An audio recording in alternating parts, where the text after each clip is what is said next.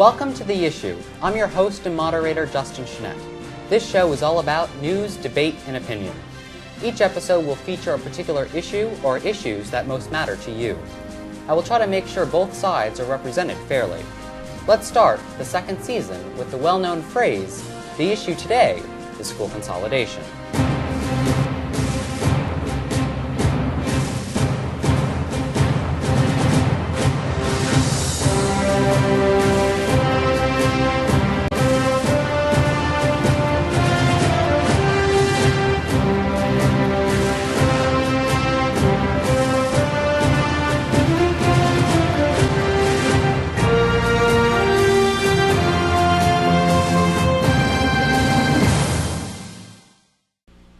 Governor John Baldacci's last term in office is going to be riddled not by the term lame duck, but of change, whether that change is good or bad.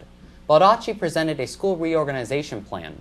The aim is to eliminate administrative redundancy and to consolidate school districts. The number of Maine school districts is 290. The initiative will reduce the number of districts to 26. According to Augusta, this will save money for taxpayers. What are the consequences to this? How will this affect us? These are some of the questions that we must ask ourselves to make an informed decision on the governor's reorganization plan. To answer some of these questions, I am joined today by David Galley, who currently sits on Saco's school board as vice chairman. Thank you for joining me today. You're welcome. Let's start off by asking you this question. What does Governor John Baldacci's consolidation plan entail? Well, actually, Governor Baldacci started an initiative to bring the districts down to 26. This went into legislative session last term, and what we've arrived at now is actually 80 districts called RSUs, regional school districts, that all the schools in Maine have to align themselves with another district to create this new district. Okay. And so it is now a law. The state has actually passed it as a law. So. All the schools have to conform to that law. Now, by reducing the districts, does that mean people will lose their jobs? Yes and no. Eventually, that probably will happen, but initially, I think what will happen is districts will combine, and the superintendents will become a superintendent and an assistant superintendent in some areas. In small districts, perhaps people will lose their jobs, but in this area in southern Maine, most of the districts are going to end up with assistant superintendents, at least initially. That's the way it'll work. Now, will schools also be closing due to the redistricting? According to the law, no school is allowed to be closed without the community in which the school resides making that happen. That's for 1 year.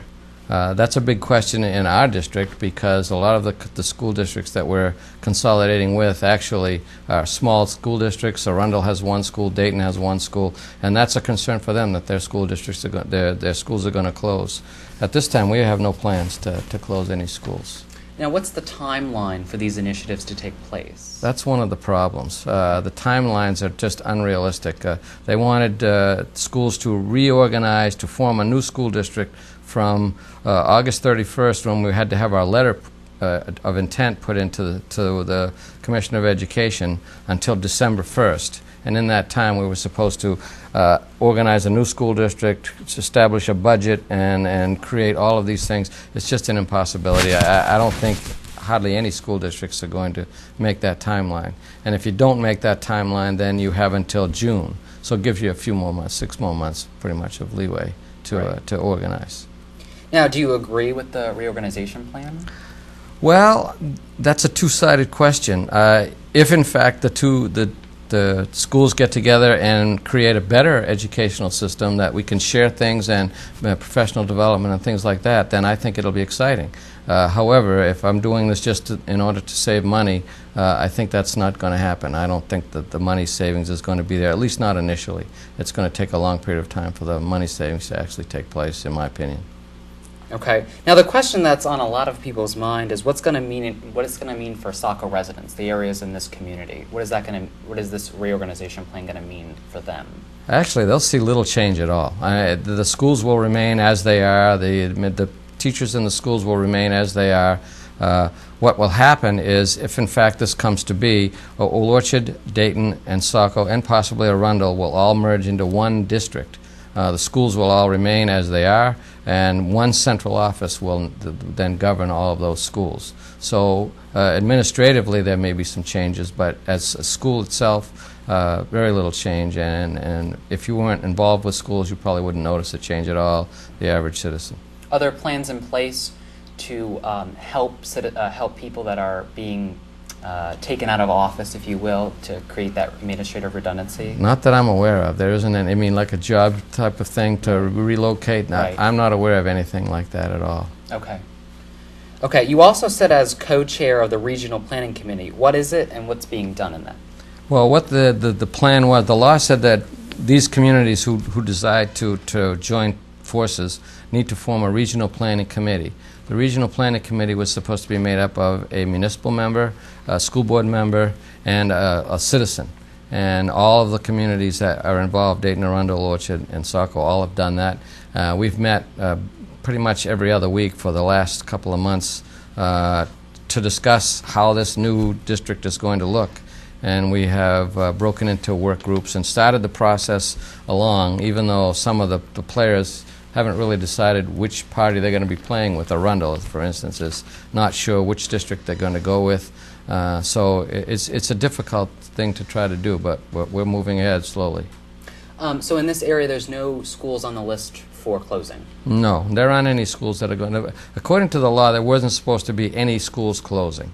Okay. That's the way the law is written. Now, down the road, will that happen? Perhaps, but it will be up to the regional district boards to close those schools and the communities in which those reside to say, yeah, okay, it's time. Okay. If it's a tax savings type of situation. Right. Now, how can Saco residents get involved in this process to voice their opinions or ask questions? These meetings, the regional planning committee meetings, are public meetings. They are on the school website, and I think if you called the city office and looked at that, they would go. Our next meeting is October 11th, which is next week, I believe. And the public is welcome to come. Frequently, some of the public have come. Not too many from Saco, but some of the other smaller districts have had a lot of interest. Okay. Is there anything else you'd like to add? I don't know. I see it as a possibility of being an exciting thing and possibility of it being a difficult thing.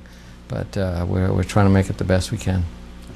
Well, thank you so much for coming on You're the program. quite welcome. Thank you so much. You're welcome. And I extend an official invitation to you or any school board member or city official to come on this program or any program on TATV to help community relations and get people of Saco involved in this process. We may take you up on that because we have talked about doing a public relations thing about this consolidation thing for the public, and then we may have the superintendent come and contact you about that. That would be a good idea. Oh, great. We'll have to start the discussion. Okay. Thank you so much. You're welcome. And also, I'd like to thank those of you who are watching this program as well. Now, here's my opinion on this issue. School consolidation is a very important issue in Maine, one that needs to be addressed with meticulous care. Eliminating administrative redundancy is a key component to this issue. Understanding the fact that we have quote-unquote too many chiefs is necessary. Reducing the number of districts is also part of the plan. But closing public schools that have long-lasting traditions would probably put most communities in a stir. For example, it would be like closing Thornton Academy and sending those students to Biddeford High School. TA is part of the community, and it is almost like the center of the community. What we need to do is continue the long regional planning going on in the communities across the state and come to a happy medium between reducing cost and keeping tradition. That's my opinion. I welcome yours. If you have a pressing issue about our local, state, national, or global community, email me at tatv@mac.com or visit my website at www.freewebs.com/JustinSchnett. On my website, there are interactive features including the issue blog, a chat room, political polls, news of the day, and a lot of information on clubs and nonprofit organizations. If you'd like to be a guest on my show, please feel free to contact me as well. I'm Justin Schnett for TATV, reminding you to get involved in your community by raising awareness on important issues. Become aware, get involved. This has been The Issue. See you next time.